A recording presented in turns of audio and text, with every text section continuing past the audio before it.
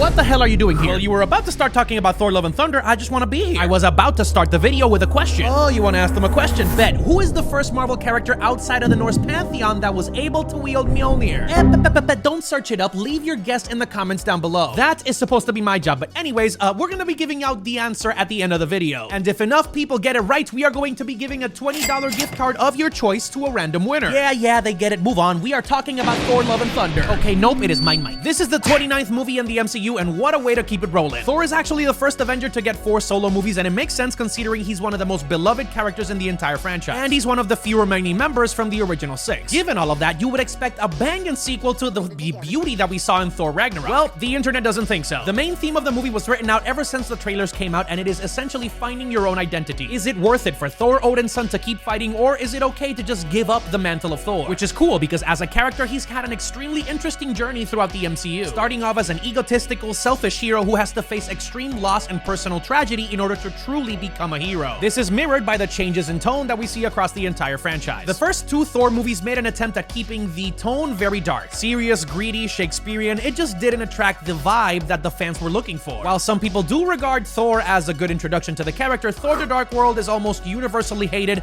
especially by me. It doesn't exist. There's like 50 piles of shit below the MCU, and after that is Thor the Dark World. After having one of the worst MCU movies, we followed it up by the introduction of Taika Waititi in Thor Ragnarok, and oh Jesus, thank you very much. Taika Waititi saved the day by directing Thor Ragnarok. It reinvigorated the character of Thor and how we interacted with his entire story arc. Funny, irreverent, colorful, sprinkling on top of that a new visual style that just added new life into the character. Best of all, it was entertaining, and it set a precedent for the future movies that were going to be associated with the character. After seeing his growth through Avengers Infinity War and Endgame, you definitely saw a more balanced depiction of Thor Odin's son. He has gone through a lot, but he keeps a positive attitude throughout all of it. Nevertheless, he is struggling to define who he actually is. With all of that background, we have Taika Waititi returning to please a very excited fan base. Did it deliver, yes or no? Well, mi pana, it depends on who you ask. I personally enjoyed the movie, but I felt it was disappointing in some aspects. To make sure we leave no stone unturned, I have 5 key elements that I want to discuss. 5 is a lot, mi hermano. Are you sure you'd like this movie? Yes, I did, and that's why we're starting with the positives. Numero uno is the unique visual style and storytelling. One of the key improvements that Taika Waititi left his mark on within the entire MCU, especially with Thor Ragnarok, is obviously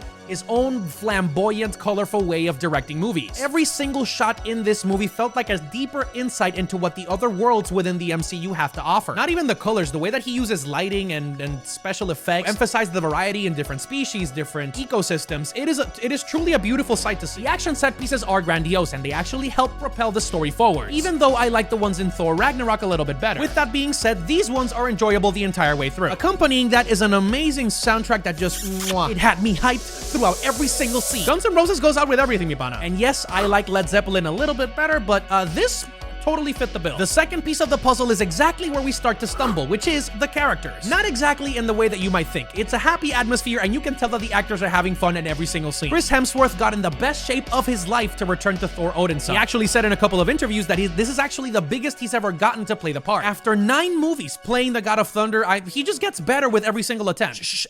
You mean 8 movies, right? We're not counting Thor the Dark World. Yes, I understand, but we're moving on. What I was expecting is that he would be committed to balancing this extremely humorous take on Thor with a grounded reality in solving this identity crisis. And unfortunately, we don't get it. After losing his father, his brother multiple times, having to wax his sister all across Asgard, losing Heimdall, and then obviously losing the woman that he loved, yeah, that's a lot to deal with. And with carrying that survivor's guilt from Infinity War and Endgame, where he feels responsible for half of the universe being blipped to all hell, becoming a part of the Guardians of the Galaxy into the Asgardians of the Galaxy seemed like a little bit of therapy for him. But I'm gonna be honest, not even the Asgardians of the Galaxy are able to save the emotional self-introspection journey that we were expecting. As a matter of fact, that section with the Guardians was way too short, and it honestly wasn't necessary. All they do is basically show up and create a very specific scenario for us to see that Thor is completely dissociated from reality. He's essentially the muscle for the entire group. They struggle, and then boom, the God of Thunder comes down from wherever he is and helps the team win. The journey to find himself doesn't include the Guardians. It is just a moment of catharsis for him. So, overall, Thor is a great character, and I like the story progression that I see in his arc.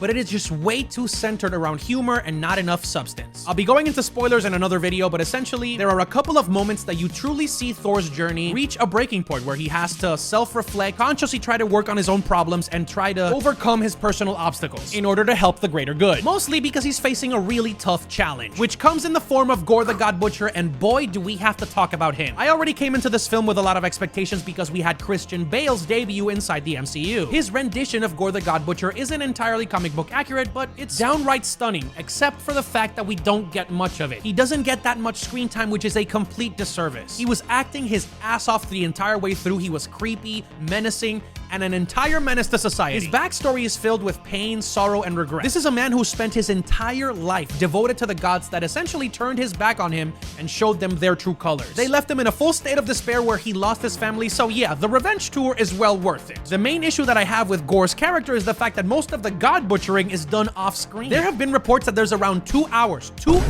of Gorr the God Butcher material that was left on the cutting room floor. Mira, whoa, I wanna see that. ¿Dónde está eso, mi pana? That's what I've been saying.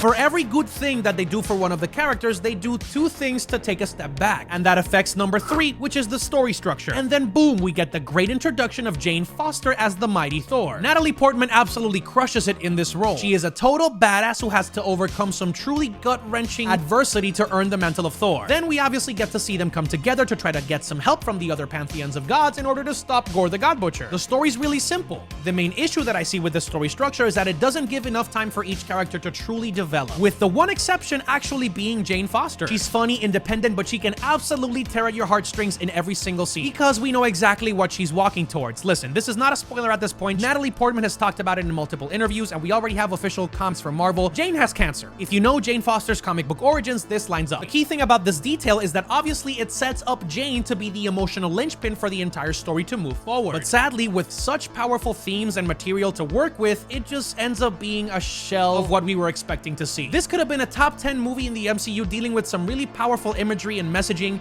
and unfortunately, it gets caught in the crossfire of oversaturated humor and the biggest mishap of the entire movie. Number 4, handling multiple tones. And what are those 2 tones? Why is everybody being so indecisive? Well, this Thor Love and Thunder is essentially Thor Ragnarok on steroids. On one hand, you have the lovable, action-filled rom-com, and then on the other side, you have the dark, gritty, and emotionally charged self-discovery journey. Those 2 are like oil and water in this one. They just don't mix. Not because it can't be done, but by overutilizing comedy and running gags, it is just way too much. The humor, the puns, and the silliness are classic Taika Waititi, and they usually work. The thing is, in this picture, they are essentially unhinged. In the end, it ends up being a lovable, rewatchable rom-com action flick with lots of jokes and humor, while also carrying the weight of a deep and meaningful story with gut-wrenching consequences. If you had the chance to see it already, I think you're gonna agree. Every time that you think you're going to get a deep and meaningful moment with either Thor, Gorr, Jane Foster, or Valkyrie, it just falls under the weight of having to introduce a slight pun or a light gag in every single corner. It's not that it's not fun. I personally enjoy the MCU's brand of humor, and I defend it more than most people, especially when you have Taika Waititi at the helm. I love his brand of work. The thing is, Thor Odinson is going through one of the most pivotal parts of his entire story arc. You can't really have that many inspiring and emotional moments to drive that story home when you have screaming goats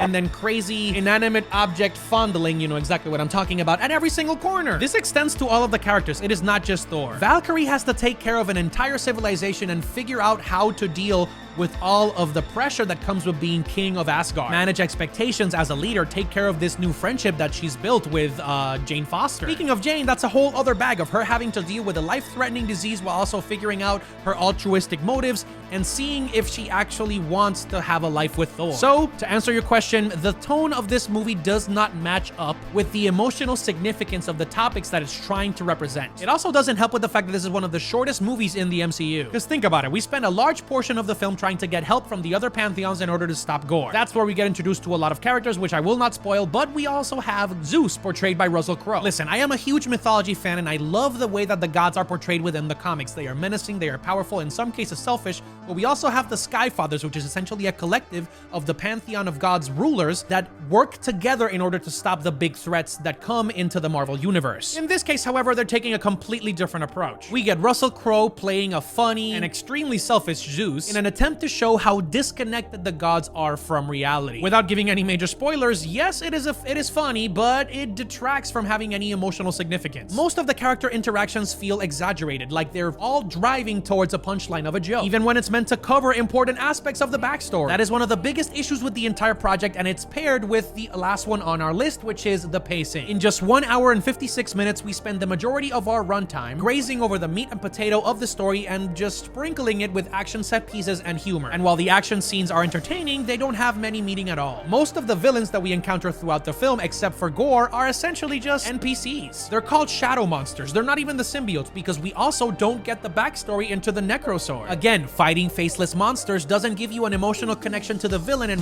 how important he is to the overall story. As a comparison, think about Thor Ragnarok. Why was it so effective? That's because Hela was a physical and a psychological obstacle for Thor. We saw her overpower the Asgardian army in like 3 minutes. Just with that, we know that she's overpowered, she is hellbent on revenge, and that her actions will have consequences. Even the fight with Thor and Hulk is meant to be more than just fan service. It is the greatest test to see if Bruce Banner has the ability to overcome all of the trials and tribulation that he has faced on Sakaar. These issues with the pacing unfortunately don't let us explore all of the characters in depth, and it ends up to us underutilizing some of the best aspects of the story, which in my opinion are Gore, Valkyrie, and Korg. We haven't spoken much about those two latter fan favorites, Valkyrie and Korg, because they don't frankly get enough screen time. There's very few chances to shine, and even though they are absolutely excellent in every single joke or moment that they are in this picture, I still wanted more. It sounds like I'm complaining 24/7, but it's just minor details that end up to a larger issue for the entire project and the entire Phase 4, if I'm being honest. There's some really powerful stories to tell, and they should not be diluted by just mindless humor. Yes, it is a fun experience with some solid acting and some pretty enjoyable moments, but this could have been one of the best solo movies in the entire MCU, and frankly, it does not get there. With that being said, the ending of the movie is extremely satisfying. It was worth the price of admission, and of course, we have to mention the 2 post-credit scenes. They both got me hyped,